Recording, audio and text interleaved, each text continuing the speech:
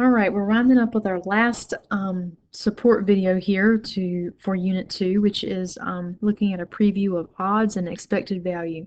So odds is it's entitled 7A odds, and expected value is section 7C. So this one set of notes here supports the last two sections in Unit 2 for your Math 143 class.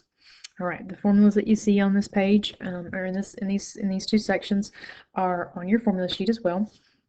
There are two types of odds. There are odds in favor of an event happening and odds against an event happening. E just stands for an event. Odds build off of probability. So that's why we did probability first. To find the odds in favor of an event, that's equal to the probability that the event occurs divided by the probability that the event does not occur. You could also think of that as being a success over a failure. But ultimately, at the very end, your final answer should be written as a ratio in colon format, so success to failure. The odds against an event happening is just the reverse. The probability that the event does not happen is up top, divided by the probability that the event does happen is on the bottom. And then again, at the end, that could be thought of as failure over success, but your final answer will be written as a ratio separated by a colon. I always recommend that you reduce your probabilities first when you're calculating your odds, because reducing a probability, because probabilities are written as fractions, reducing a fraction is much more second nature to you than reducing something in a ratio format. So I recommend reducing whenever you're here in the probability format. Okay. All right, so get back to regular pen and let's look at example 1. In example 1, we say a bowl of Halloween candy has 40 Snickers bars in it and 30 Kit Kats. They want us to find the odds in favor as well as the odds against a trick-or-treater getting a Snickers bar. So I talked you through steps here in order to solve this problem. You'll need to always find the probability that the event happens, so the probability of getting a Snickers, as well as the probability that the event does not happen, so the probability that you don't get a Snickers. So the probability that we would get a Snickers when we would just select at random from this candy dish, there are 40 Snickers in there, divided by total number of pieces of candy in the bowl is 70. This is what I mean. Go ahead and reduce that. 40 divided by 70, you can reduce that. We just cross off those zeros. Give you 4/7, or just use your calculator. Probability that you do not get a Snickers. Well, then that means you got one of the 30 Kit Kats, so 30 out of, not 40, 30 out of 70. Zeros cancel out, so 3/7. Here's a nice check for yourself.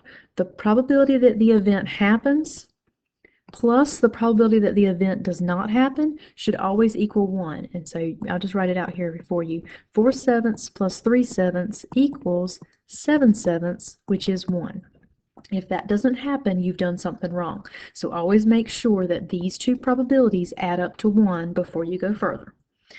In step 3, they want us to calculate the odds in favor of selecting a Snickers. So if I want the odds in favor of selecting a Snickers, then I want the probability of getting a Snickers to come first. So that will go on top. So 4/7 will be up top, divided by the probability that I do not get a Snickers would be on the bottom, so that's 3/7. I'm going to solve this the long way, but then I'm going to show you a shortcut. The rule is whenever you're dividing fractions, you always copy the top, change it to multiplication, and you flip the bottom. Notice what happens to those 7s. They're diagonal from one another. They cancel out. And that just leaves you then with 4/3. Change that fraction into a ratio, 4:3. Final answer. So the odds in favor of you selecting a Snickers from the bowl would be 4/3. I don't know if you've ever bought a lottery ticket, but on the back of a lottery like scratch-off ticket, they will tell you what the odds in favor or the odds against you winning that particular prize is on the back of the card. So this particular section here will explain sort of what that means in terms of odds. Now, moving forward, I'm not going to show all of this intermediate work right here because I'm going to do the setup here, but it is always going to be the case that these denominators here are the same. Well, if those denominators are the same, then they're always going to cancel out. So I'm just going to cancel them out. And look what could happen then. Well, if those canceled out, then I can immediately go from here to my final answer, 4/3. Okay? Now, in step 4, they want the odds against. Well, I'll start it, odds against should really just be the reverse of what we just found. It should be 3 to 4. Here's a little bit of background work behind it, though. If you want the odds against selecting a Snickers, then you want the probability of not getting a Snickers up top, so we know that's 3/7, divided by the probability that you would get a Snickers, that's 4/7. So again, we know those 7s are going to cancel out. I've got 3/4. Final answer there, 3 to 4. So once you find the probability the odds one way, the odds the other way is just the reverse. Okay. All right, so let's look on down here at example 2. In example 2, I took away all of the steps. So this would be more like what it's going to look like for you on a quiz or a test. It says you roll a 20-sided die. Determine the odds for rolling a number less than 7. So again, you need to find 2 probabilities before you start trying to find odds. Most common wrong answer I see is folks will find 1 probability and turn that 1 probability into an odds. And that you can't do. You've got to find 2 probabilities. So I want the probability that I roll a number less than 7. So if I roll a number less than 7, then I'm talking about the numbers 1 through 6. So that would be 6 out of 20. Let's go ahead and reduce that. 6 out of 20 can be reduced to 3/10. Then I want the probability that it is not less than 7. So if your number is not less than 7, then your number is greater than or equal to 7. And you can also think of this as just being not less than 7. Okay, but if you're not less than 7, you're greater than or equal to 7. That would have to be then the numbers 7 through 20. That would be 14 numbers out of 20. That can be reduced to 7/10. Right now, check for yourself. 3/10 plus 7/10 equals 10/10, so that equals 1. So that's your check. You're doing well at this point. I'm just going to erase that. But always make sure that these 2 probabilities here add up to 1. Now I want the odds for rolling a number less than 7. So that's the same as saying the odds in favor of it being less than 7. So that means I want the probability that it's less than 7 to go up top. So I have 3/10 up top divided by the not on the bottom, 7/10. We know those denominators cancel out. Final answer then, 3 to 7. Okay. All right, so let's go on down then to example 3. It says the probability that you pull a black marble out of a bag is 4/11. They want to know what are the odds against you pulling a black marble out of the bag. So if they tell you, one probability here, they're telling you the probability of it being a black marble. So the probability that it's black is going to be 4/11. You can find the probability that it's not black, right? It's got to be out of 11. If 4 of them are black, how many are not? That would be 7, right? So now I want the odds against it being a black marble. So if I want odds against, then I want the probability that it's not to go on top. So 7/11 up top, 7/11 divided by 4/11 on the bottom. We know those 11s cancel out. Final answer here, 7 to 4. And let's just talk about at the moment, what does this mean? This means then if you were to pull a marble out of these 11 times, I'm sorry, add these 2 numbers together here, 7 plus 4 is 11. If you were to pull a marble out 11 times, the first number here represents odds against, so this would be not, and this would be your yes.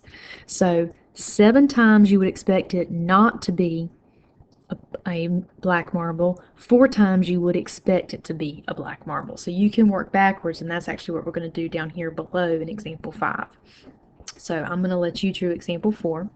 Scooting on down here to example 5, once you're given odds, you can actually work backwards and find probability, as I was just showing you.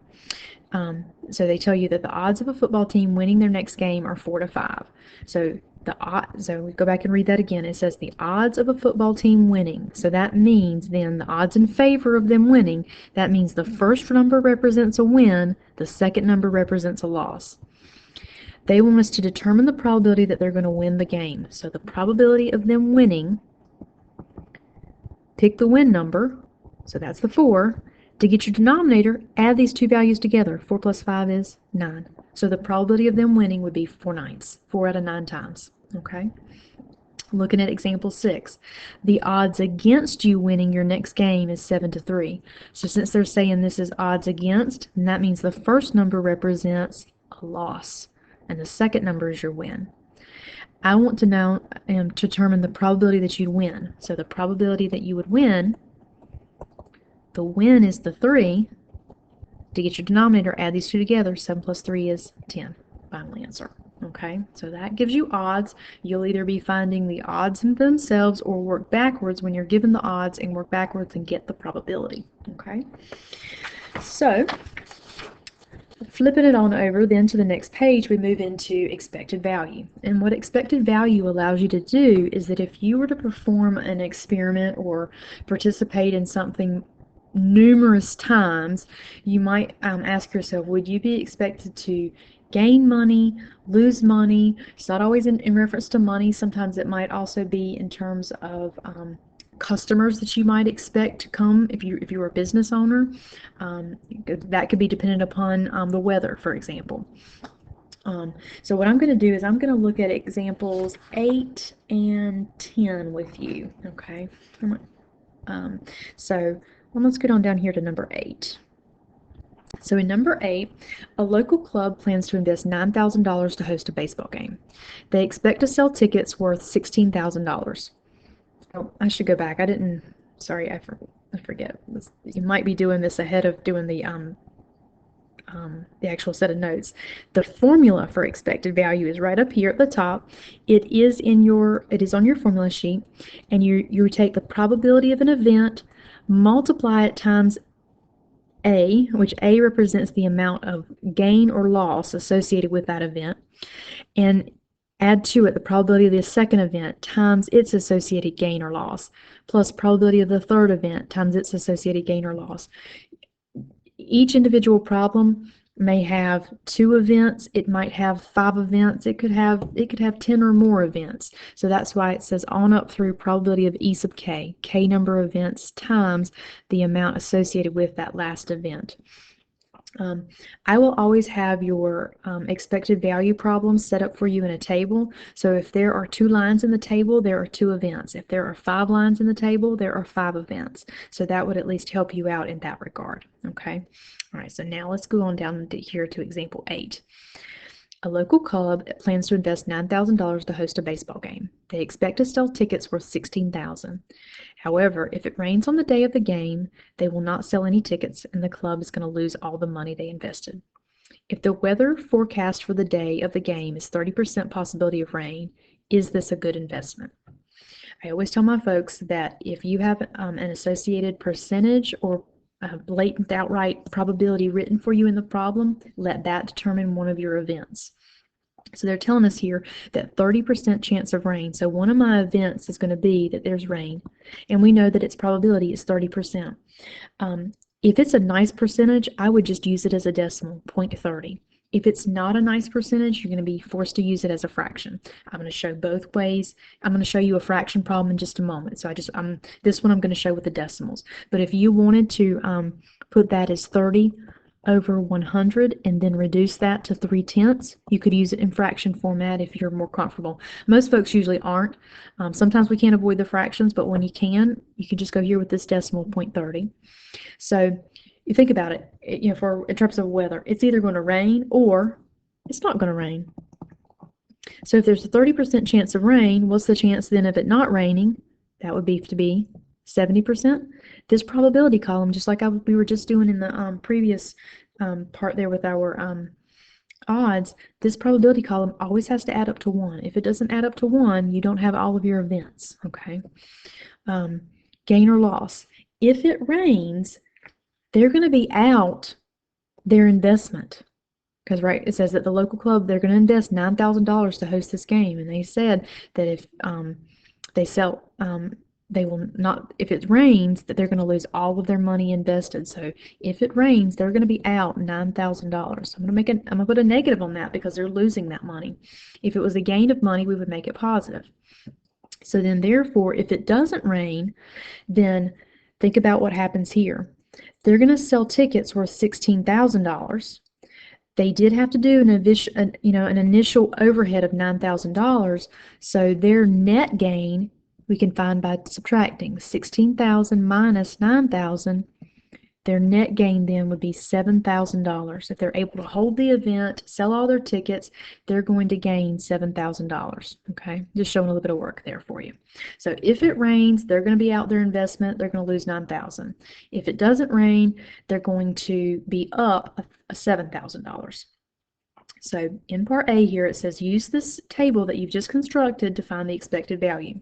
So to find your expected value, utilizing your formula, it says take the probability of the first event and multiply it times its associated gain or loss. So 0.30 times negative 9,000 plus probability of the second event, 0.70 times its gain or loss, positive 7,000. You can technically put this in your calculator all at one time. I'll just show an intermediate step here. 0.30 times negative 9,000 should give you negative 2,700. 0.70 times 7,000 should give you 4,900. Add across, final answer. You might have done this all at one step anyway and gotten 2,200. So what this means then is that if this club were to hold this type of event over and over and over again, they would be expected to be up by $2,200 on average. Sometimes they're going to hold the event, it's going to rain, and they're going to be out their investment. Other times they're going to hold the event and it's not going to rain and they're going to be able to gain that $7,000. Okay, so part B, is this a good investment? We would say yes, because they're expected to be gaining that money. Yes, because they will gain money, $2,200 over time. But again, this is not a one time, this is an overall average, because they could look up and they do it one time and gain $7,000 and maybe never do it again. What expected value calculates is a long-term average, that if this were a club that wanted to do this as an annual fundraiser, for example, what would their outlook look like if they were doing it year after year. Okay. So now what I would recommend that you do is to pause the video and go back up here to example 7, and it's very similar in terms of setting it up. It's a two event kind of problem setup. Let your events determine your probability, okay, or let your probabilities determine your events. Here they're talking about rolling a number greater than 2, so you can calculate that probability because you know the probability of rolling a number greater than 2, so that would be one of your events. All right, so I'm going to, like I said, I recommend that you pause there. I'm going to flip it on over, and let's look at example. I think I'm going to go ahead and do 9 and 10 with you, okay? 9's important because so that you can see working with fractions. 10, it will be exactly like the problem that you see on the test, okay? I'm going ahead and giving you a heads up. You're going to have a Raffle problem on your test, but all of these are very similar, okay? So here in example 9, it says you draw one card from a standard deck of playing cards. If you pick a heart, you're going to lose $10. If you pick a face card, which is not a heart, you're going to win $8. If you pick any other card, you're going to lose $6. And they want to know, is this game worth playing? So they want us to set up our probability model here. So we know that there are 3 events here. You can pick a heart, you can pick a face card, and you can pick anything else. All right, so picking a heart, you can count, you've got a playing card deck online in Blackboard. There are 13 hearts out of your 52 cards. Face cards, there are technically 12 face cards, but it says that it's not a heart, so then there would be 9 face cards left out of 52. And then lastly, anything left over, so if you've got 9, this would still have to be out of 52. You've got 13 plus 9 is 22. So then 52 take away 22 would be 30. Because remember, you need this column to add up to 52 over 52, so it equals 1. Okay, so you've got 13 hearts. Then your next probability you're calculating is how many face cards. There are 12 face cards, but you got to take out the 3 that have already been included as a heart. So you only have 9 face cards left. Then everything else is lumped together. So you would have 30 cards left. So that 30 plus 9 will give you 39, and 39 plus 13 is 52. And then in the last column, you did not have to pay to play this game. So if you pick a heart, you outright win $10. If you pick a face card, you're going to win $8. If you pick anything else, you're going to lose $6. So that 6 is negative. Okay. This would be the one time that I always tell folks, don't reduce these probabilities. I know 13, well, the first one and the last one could be reduced. I would not, because you always want to make sure that this column has the same denominator so that you add up to the same denominator over itself so that you equal 1. So I always tell my folks, don't try to reduce these, okay? Just keep them. You'll do your final reduction at the very end. So now to find your expectation, probability of the first event, 13 over 52, times its gain or loss, so 10. And I'm gonna do some of these. That's 13 over 52 is not a bad decimal. So that one wouldn't be so bad. 9 out of 52 is a terrible decimal. You get 0.17307. You can, even though I know that this is 0.25, this one is not a nice decimal. So this problem is forcing me to use these fractions. Okay, so so I've got 10 there, and then I'm going to add to it second event, 9 out of 52. I've got to use the fraction there, times 8 over 1, plus last event, 30 out of 52, times its gain, or in the case of this loss, negative 6 over 1. You can always, if you don't have a fraction, you can always put it over 1.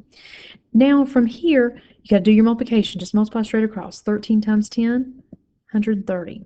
And the bottom, 52 times 1. The next one, 9 times 8, of course, 72. The bottom, 52 times 1. The last one, 30 times negative 6, negative 180 over 52. Now, from here, you can put all these fractions in your calculator, but when you add fractions, if the denominator is the same, you just keep the denominator. So me personally, all that I put in the calculator are these top numbers.